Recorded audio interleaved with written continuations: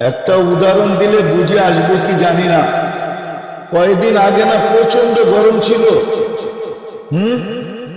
গায়ে লাগলে মনে হতো আগুন লাগছে, ঠিক না? তাপমাত্রা 50-এর কাছাকাছি চলে গেছে, 40-45 পর্যন্ত চলে গেছে, ঠিক না? সত্য তো? ওই সময় শ্বাস প্রশ্বাস নিচ্ছেন না, নেন না? হ্যাঁ, কিন্তু শরীরে লাগলে তো মনে হতো আগুন লাগছে, ঠিক না? কিন্তু শ্বাস দিয়া ওই গরমটা ভিতরে যাইতে দিছে আল্লাহ না দেয় না? হ্যাঁ, যদি যাইতে দিতেন,